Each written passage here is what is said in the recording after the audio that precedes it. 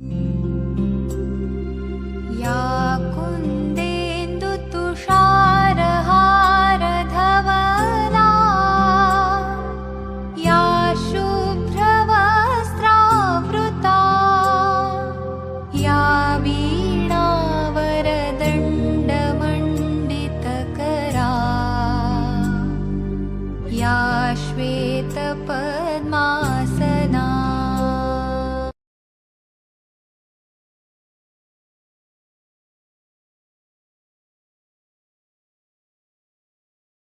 Good morning વિદ્યાર્થી મિત્રો, કેમ છો? મજામાં ને? આજે આપણે સરસ મજાનો વિષય એવો વિજ્ઞાન વિષયનો અભ્યાસ કરીશું. તો વિજ્ઞાન વિષયમાં અભ્યાસ ઊંડાણમાં કરવા પહેલાં હું તમને કેટલાક પ્રશ્નો પૂછું છું જેનો તમારે જવાબ આપવાનો રહેશે. ઠંડા પદાર્થનું ઉદાહરણ આપો. તમે બોલો.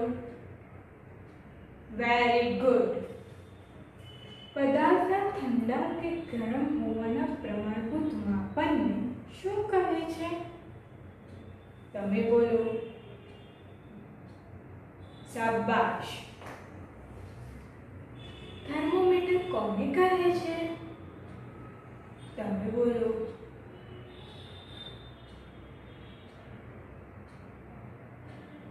Very good.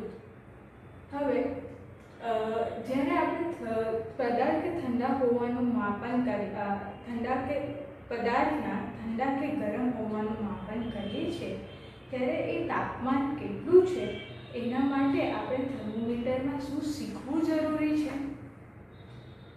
તમે બોલો. Very good. તો મિત્રો, આજે આપણે થર્મોમીટરનું વાંચન કેવી રીતે થાય તેના વિશે અભ્યાસ કરીશું.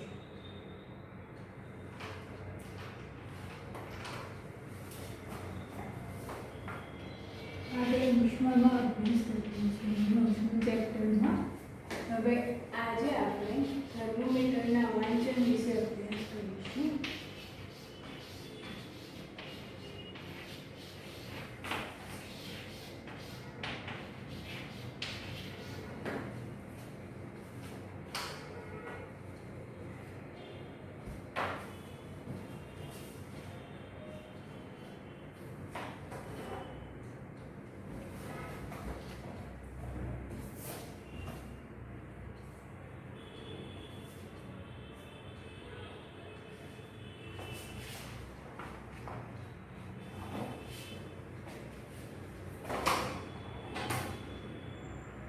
મિત્ર, આ છે એક થર્મોમીટર.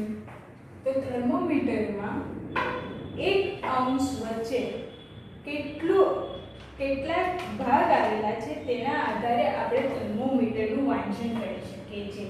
અહીં આપણને 10 થી 20 એટલે કે 10 અંશ એટલે કે 10 ડિગ્રી વચ્ચે 5 ભાગ આપ્યા છે. અમુક થર્મોમીટરમાં 1 ડિગ્રી વચ્ચે 10 ભાગ આપ્યા હોય કે 5 ભાગ આપ્યા હોય. ધારો કે મને આ થર્મોમીટરમાં અહીં 1 ડિગ્રી સેલ્સિયસ છે અને અહીં 2 ડિગ્રી સેલ્સિયસ છે. હવે મને અહીં 5 ભાગ આપ્યા છે.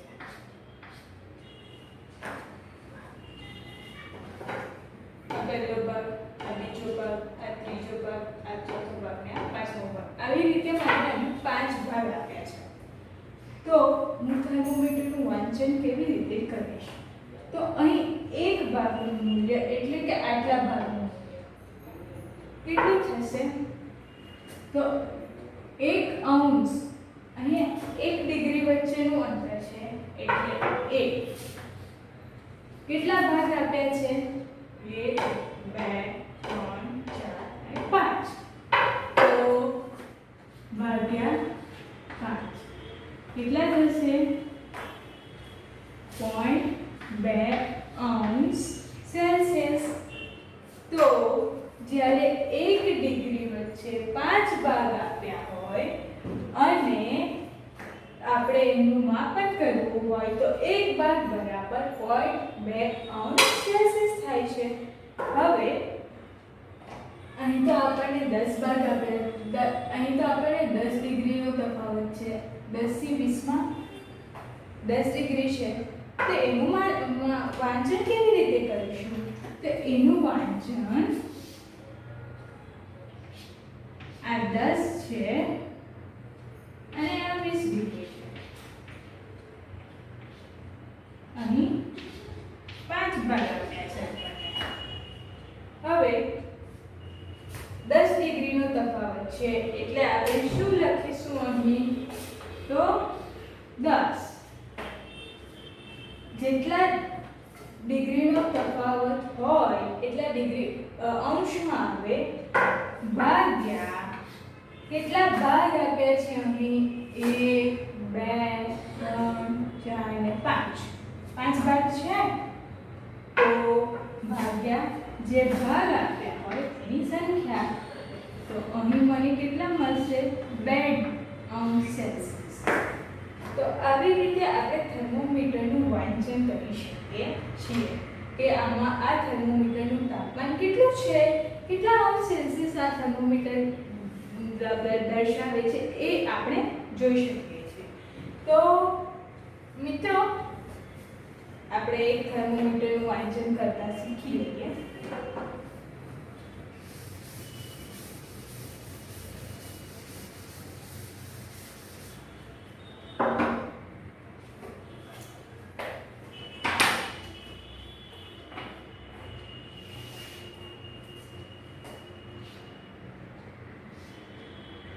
મારી પાસે અહીં 11°C છે અને અહીં છે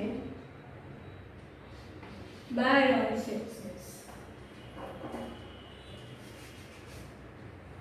આ બંને વચ્ચે 4 સરખા ભાગ આવેલા છે.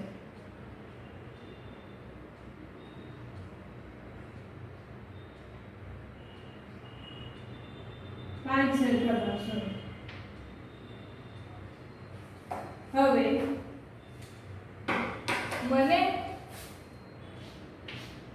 અહીં થર્મોમીટરનું પારો મને અહીં બતાવે છે, તો હું આ થર્મોમીટરનું વાંચન કેવી રીતે કરીશ? તો ચાલો સમજી લઈએ. અહીં આપણને એક કેટલા અંશનો તફાવત છે? તો 1°નો, એટલે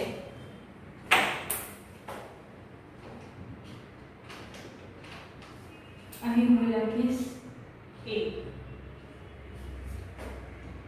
ભાગ્યા કેટલા છે? કેટલા ભાગ છે અહીં? તો 1 2 3 4 અને 5, એટલે ભાગ્યા 5. તો મને કેટલા મળ્યા? 0.2°C. હવે મારું થર્મોમીટર કયા તાપા પર છે? તો અહીં છે 1 2 3 4. તો મિત્રો જો અહીં હોય ને તો થાય આપણને એક ભાગ બરાબર શું મળ્યું? 0.2°C. તો જ્યારે અહીં હશે ને ત્યારે એનું માપ થશે 11.2°C. જ્યારે અહીં આવશે ત્યારે શું થશે? 11.4°C. એવી જ રીતે જ્યારે અહીં આવશે ત્યારે કેટલું થશે? 11.6. તો અહીં કેટલું થશે? શાબાશ, 11.68°C. તો મને આ થર્મોમીટરનું માપન આ થર્મોમીટર કેટલું દર્શાવે છે? આના થર્મોમીટર પર પારો ક્યાં સુધી છે? તો 11.8°C પર ત્યાં પારો છે. મિત્ર, આપણે થર્મોમીટર વાપરીએ ત્યારે કેટલીક સમજણી રાખવી ખૂબ જરૂરી છે. જેમ કે આપણે ક્લિનિકલ થર્મોમીટર જોયું. ક્લિનિકલ થર્મોમીટરમાં જ્યાં આ પારો હોય છે ને એનું માપન કરતી વખતે આપણે જ્યારે રીડિંગ લઈએ ને ત્યારે થર્મોમીટરના પાડાનો સ્પર્શ કરવો નહીં. એટલે કે ધારો કે મારી પાસે આ ક્લિનિકલ થર્મોમીટર છે, મેં તમને આગળના લેક્ચરમાં બતાવ્યું હતું કે ક્લિનિકલ થર્મોમીટર કેવું હોય છે. અહીં પણ આ ચિત્ર દર્શાવે છે ક્લિનિકલ થર્મોમીટર. તો જો હું આ ક્લિનિકલ થર્મોમીટર લઉં અને અહીં આ ભાગમાં પારો હોય ને, તો મારે જ્યારે ક્લિનિકલ થર્મોમીટરનું માપન કરવું હોય એટલે કે વાંચન કરવું હોય તો મારે પારો જે સાઈડ આવેલો છે એ બાજુ પકડવું નહીં. કેમ? કારણ કે ત્યારે એનું પારો જે છે એ આપણા ક્લિનિકલ થર્મોમીટર એ આપણા શરીરનું માપન કરે છે. તો પારાને હું જે પકડીશ ને તો એ આપણા હમણાં જે આંગળી પાસેનું જે તાપમાન હશે ને એ માપન કરે છે. એટલા માટે આપણે પારા બાજુ પકડવું નહીં. પારાની વિરુદ્ધ સાઈડ એટલે કે આ ઉપરની સાઈડ પકડવું. હવે ક્લિનિકલ થર્મોમીટર વાપરવા માટે કેટલીક કાળજીઓ રાખવાની છે. જેમ કે આપણે શરૂઆત જ્યારે માપન કરીએ ને એ પહેલાં ક્લિનિકલ થર્મોમીટરને આમ 2-3 ઝટકાથી પહેલાં આમ ઝટકા આપવાના. પછી જેના શરીરનું તાપમાન માપવાનું છે એના શરીરમાં જીભની નીચે એટલે કે આ જીભ છે એની નીચેની સાઈડ અહીં મૂકી દેવાનું અને થોડા સમય માટે મૂકી રાખવાનું, 1 મિનિટ જેવું, અને પછી એને લઈ લેવાનું. કેવી રીતે લેશો? તો આ પકડવાનું, આ છેડો આમ પકડવાનો, પછી એને છે ને આમ આંખની સામે આમ રાખીને વાંચવાનું, આમ એક્ઝેક્ટ આમ. પછી ના તમે આમ વાંચો, એ તમને ચોક્કસ માપ નહીં બતાવે. આંખની એકદમ સમાંતર રાખીને એનું માપન કરવાનું. ક્લિનિકલ થર્મોમીટર જ્યારે વાપરીએ ત્યારે એને જંતુનાશક રસાયણ વડે સાફ કરવું જરૂરી છે, વાપર્યા પહેલાં અને વાપર્યા પછી. ક્લિનિકલ થર્મોમીટર જ્યારે પણ વાપરીએ ત્યારે એને એવી જગ્યાએ મૂકે કે જે કઠણ પદાર્થથી દૂર મૂકે, જેથી કરીને એ તૂટે ન. કોઈ પણ જ્યારે થર્મોમીટર તૂટે ને તો એની અંદર પારો રહેલો હોય છે, આ ભાગમાં પારો આવેલો હોય છે. તો એ પારો ખૂબ ઝેરી હોય છે, તો એનો નિકાલ કરવો અઘરો છે.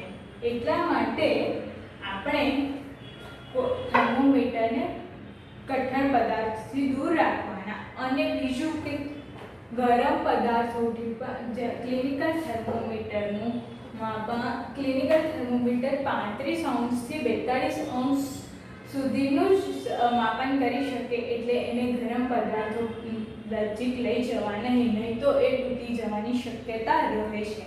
માટે આપણે ક્લિનિકલ થર્મોમીટર વાપરવા પહેલાં ઘણી બધી સાવધાની રાખવી પડે છે. હવે ક્લિનિકલ થર્મોમીટર એ ફક્ત શરીરનું તાપમાન જ માપે છે. બાકી બીજા કંઈ પણ વસ્તુનું તાપમાન માપવા માટે અલગ અલગ પ્રકારના થર્મોમીટરનો ઉપયોગ થાય છે. માનવ શરીરનું સામાન્ય તાપમાન 37 અંશ સેલ્સિયસ છે. કેટલું છે? 37 અંશ સેલ્સિયસ.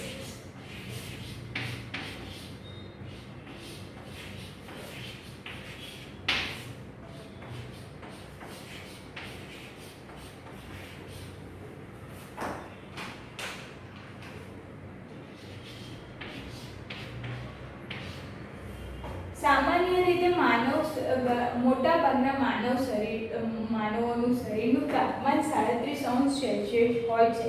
પણ જરૂરી નથી કે બધાનું જ હોય.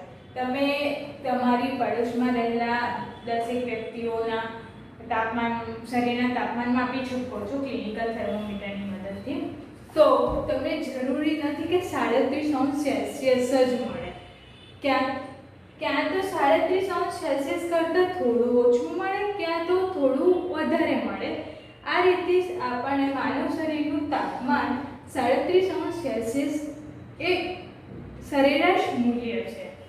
હવે તમને એમ થતું હશે કે આ તો ખાલી માનવ શરીરનું તાપમાન જ માપવા માટે ક્લિનિકલ થર્મોમીટરનો ઉપયોગ થાય, તો બીજું બધા તાપમાન માપવા માટે શાનો ઉપયોગ થતો હશે? તો એના માટે આવે છે પ્રયોગશાળા થર્મોમીટર, કે જેને અંગ્રેજીમાં લેબ થર્મોમીટર પણ કહે છે, કે જે નાનામાં નાનું તાપમાનથી લઈને મોટામાં મોટા તાપમાન પર માપી શકે છે. એને કહેવાય લેબ થર્મોમીટર, પ્રયોગશાળા થર્મોમીટર. હું તમને બતાવું છું પ્રયોગશાળા થર્મોમીટર.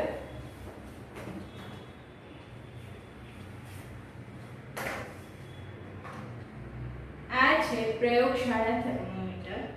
જો જ્યારે પણ પકડે ત્યારે આ છેડાથી જ હંમેશા પકડવાનું, પારાને ટચ કરવાનું નહીં. નીચેની સાઈડ આ પારો આવેલો છે એને ક્યારેય ટચ કરવાનું નહીં.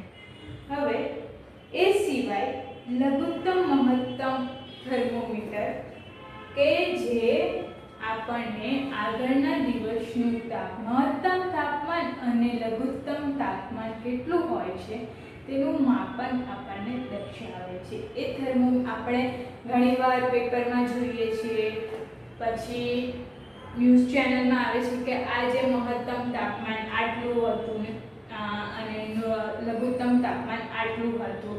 એ સિવાય હવે તો સ્માર્ટફોનમાં પણ આવે છે કે આજે મહત્તમ તાપમાન આટલું હતું અને લઘુત્તમ આટલું હતું. તો એ બધું માપન કરતું થર્મોમીટર એટલે કયું થર્મોમીટર? તો લઘુત્તમ મહત્તમ થર્મોમીટર.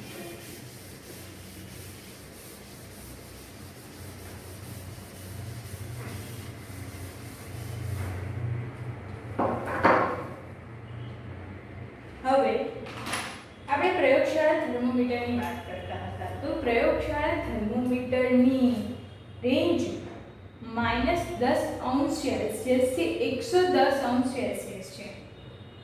આ થર્મોમીટરમાં આપણે ઘણી બધી વસ્તુઓનું માપન કરી શકીએ છીએ.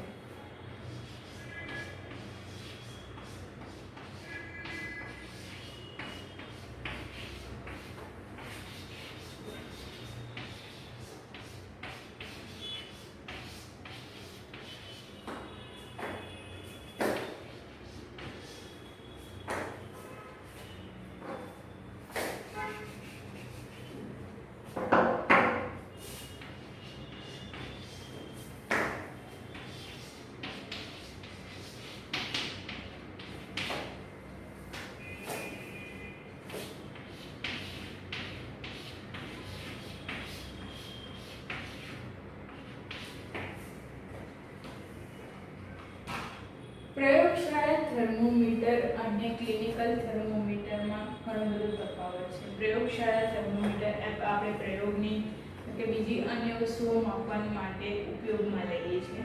આપણે એ પ્રવૃત્તિ દ્વારા સમજીએ કે પ્રયોગશાળા થર્મોમીટર ખરેખર શું હોય છે, એમાં કેવી રીતનું માપન થાય છે. ત્યારબાદ હું પ્રયોગશાળા થર્મોમીટર અને ક્લિનિકલ થર્મોમીટર વચ્ચે તફાવત જણાવીશ.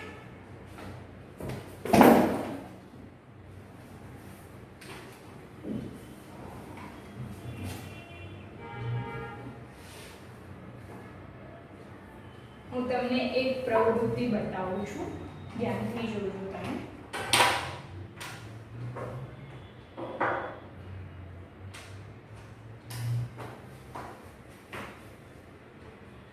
મારી પાસે આ ગ્લાસમાં ઠંડુ પાણી છે. હવે હું એનું આ ઠંડા પાણીનું તાપમાન માપન કરું છું પ્રયોગશાળા થર્મોમીટરની મદદથી.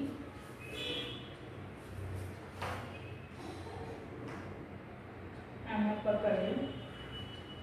હવે અહીં પ્રયોગશાળા થર્મોમીટર વાપરતી વખતે ધ્યાનમાં રાખવાની બાબત, જો આ થર્મોમીટર હું વાપરું છું ત્યારે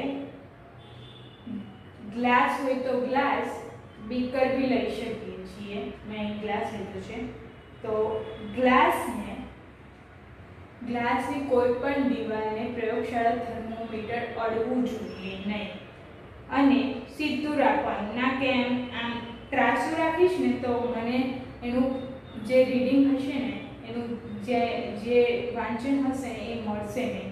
એટલા માટે સીધું રાખવાનું. ત્યારબાદ બીજું એ છે કે એને નીચેની સપાટી પર પણ ટચ કરવું, અડકવું નહીં તો આપણું રીડિંગ મળશે નહીં. અને પ્રયોગશાળા થર્મોમીટરમાં અહીં આપણે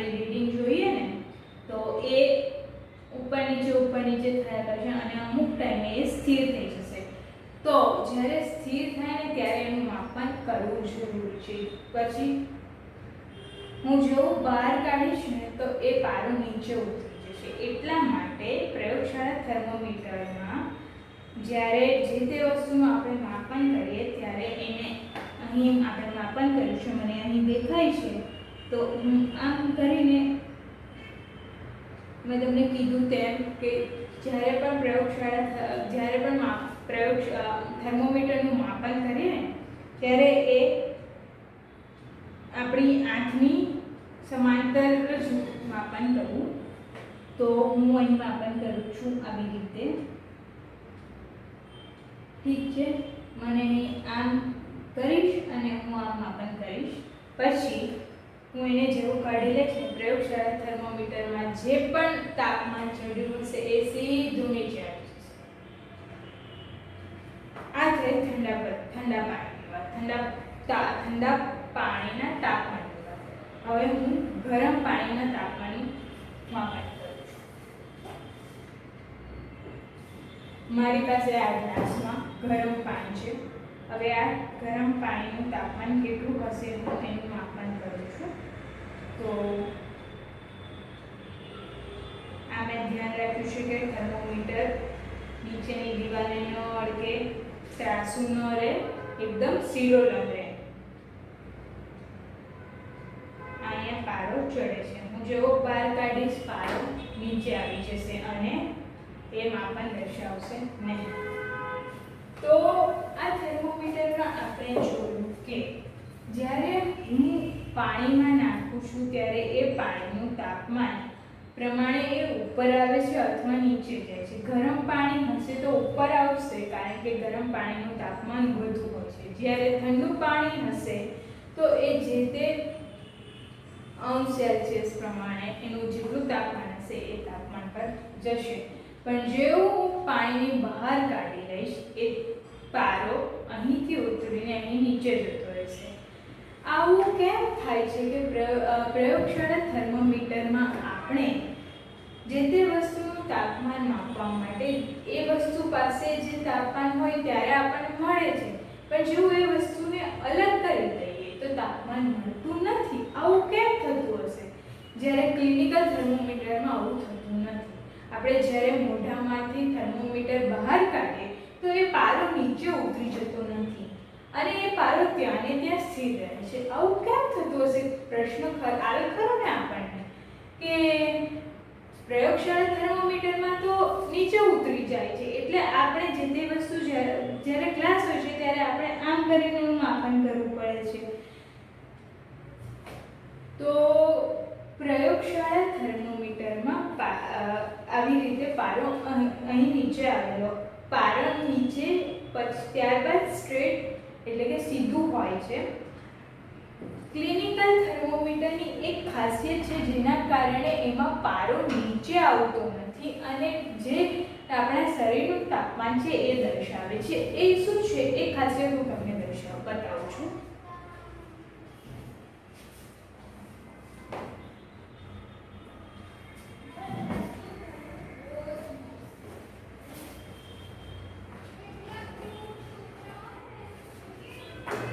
આપણી પાસે ક્લિનિકલ થર્મોમીટર. હવે ક્લિનિકલ થર્મોમીટરમાં છે ને અહીં ખાંચ આવેલી હોય છે. આ ખાંચને કારણે છે ને પારો નીચે ઉતરતો નથી અને જે તાપમાન હોય છે શરીરનું એ તાપમાન પર જ સ્થિર થઈ જાય છે અને આપણને તાપમાન જોવા મળે છે. જ્યારે આપણે એને બીજી વખત વાપરવો હોય ત્યારે એને પારાની વિરુદ્ધ બાજુથી પકડીને એને આમ ઝટકો આપવાનો અને જંતુનાશક જે પણ રાસાયણિક છે એનો ઉપયોગ કરીને એને સાફ કરી નાખવાનો કે જેથી કરીને એ બીજા શરીરનું તાપમાન માપવા માટે સક્ષમ થઈ જાય.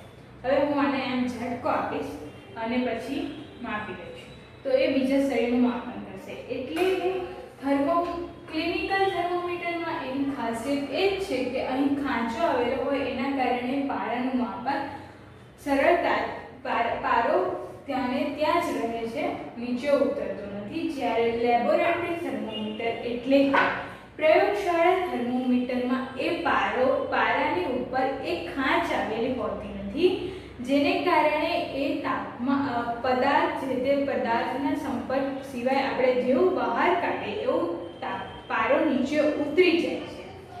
એટલે આ થયું પ્રયોગશાળા થર્મોમીટર અને ક્લિનિકલ થર્મોમીટરનો એક તફાવત. અને બીજું એક છે કે જ્યારે આપણે અહીં જોઈ શકીએ છીએ તેમ કે ક્લિનિકલ થર્મોમીટર 35 અંશથી ઓછું તાપમાનનું માપન કરશે નહીં અને 42 અંશ સેલ્સિયસથી વધારે તાપમાનનું પણ માપન કરી શકે નહીં. સામાન્ય રીતે માનવ શરીરનું તાપમાન 35 અંશ સેલ્સિયસથી 42 અંશ સેલ્સિયસ જ હોય છે. તેના કારણે ક્લિનિકલ થર્મોમીટરની રેન્જ 35 અંશ સેલ્સિયસથી 42 અંશ સેલ્સિયસ જ રાખવામાં આવી છે. અને પ્રયોગશાળા થર્મોમીટર કે જે નાનામાં નાના વસ્તુથી લઈને મોટામાં મોટી વસ્તુ સુધીનું માપન કરે છે, એટલા માટે જ એની રેન્જ -10 અંશ સેલ્સિયસથી લઈને 110 અંશ સેલ્સિયસ રાખવામાં આવે છે, જેથી કરીને આપણે બધી વસ્તુનું માપન કરી શકીએ. હવે આપણે આ બે પ્રવૃત્તિઓ જોઈ, એના પારો નીચે આવ્યો અને એ થયું. તો હવે હું તમને એટલું રિવિઝન કરાવું, કારણ કે આપણે આજે જે ભણ્યા એનું જોઈ લેવું.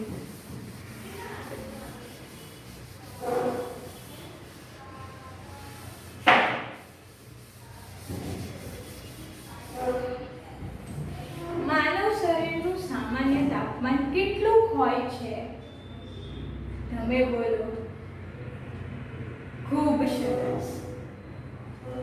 હા, તમે બોલો. Very good. હા, તમે બોલો. એક્સિલન્ટ. માનવ શરીરનું સામાન્ય તાપમાન 37 અંશ સેલ્સિયસ હોય છે. હવે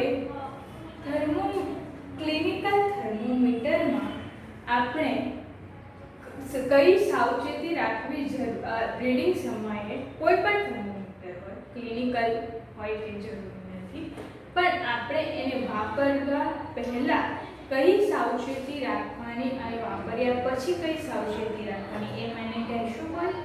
હા, તમે બોલો. ખૂબ સરસ. એને જંતુનાશક રસાયણ વડે સાફ કરવું પડે, વાપર્યા પહેલા પણ અને વાપર્યા પછી પણ, જેથી કરીને આપણે એનું માપન કરી શકીએ. મિત્રો, હવે હું તમને કેટલાક પ્રશ્નો પૂછીશ જેનો તમારે જવાબ આપવાનો રહેશે. પહેલો પ્રશ્ન છે ખાલી જગ્યા પૂરો. ક્લિનિકલ થર્મોમીટરને ખાલી જગ્યાની નજીક ન રાખવી જોઈએ. તમે બોલો. ખૂબ સરસ. અગ્નિ કે તનક પદાર્થની નજીક ન રાખવું જોઈએ.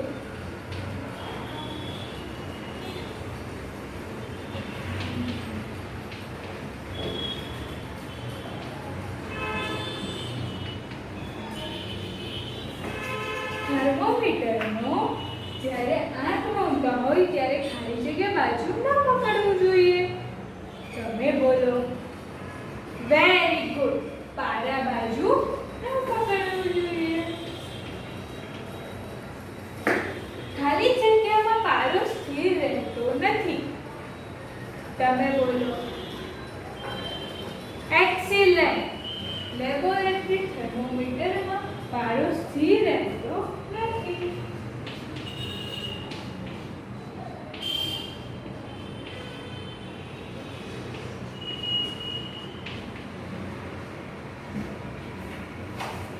નીચે આપેલ પ્રશ્નના એક વાક્યમાં જવાબ આપો. લેબોરેટરી થર્મોમીટરની રેન્જ જણાવો. તમે બોલો. Very good. -10 અંશ સેલ્સિયસ થી 110 અંશ સેલ્સિયસ. મહત્તમ લઘુત્તમ થર્મોમીટર કોને કહે છે? તમે બોલો. ખૂબ સરસ. જે થર્મોમીટર આજના લઘુત્તમ અને મહત્તમ તાપમાનનું માપન કરે તેવા થર્મોમીટરને મહત્તમ લઘુત્તમ થર્મોમીટર કહે છે. ક્લિનિકલ થર્મોમીટરમાં પારાના લેવલમાં કેમ ફેરફાર હવે બોલો. Very good. ક્લિનિકલ થર્મોમીટરમાં ખાંચો આવેલો હોય છે જેના કારણે પારામાં ફેરફાર થતો નથી. થર્મોમીટરમાં તાપમાનના અવલોકન નોંધતી વખતે શું ધ્યાન રાખવું જોઈએ? તમે બોલો.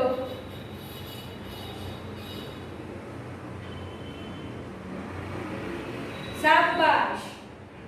થર્મોમીટરને આંખની સમાંતર આંખની સામે રાખવું છે. મિત્રો, આજે આપણે થર્મોમીટરના વાંચન, લેબ પ્રયોગશાળા એટલે કે લેબોરેટરી થર્મોમીટર વાપરતી વખતે રાખવામાં આવતી કાળજીઓ, મહત્તમ લઘુત્તમ થર્મોમીટર એ વિશે અભ્યાસ કર્યો. હવે હું તમને હોમવર્ક આપું છું, કરી લાવજો હો બધા. ખૂબ મજા આવશે તમને કરવાની. ગઈકાલના અથવા આજના મહત્તમ અને લઘુત્તમ તાપમાન નોંધજો કશેથી બી. જેમ કે મેં તમને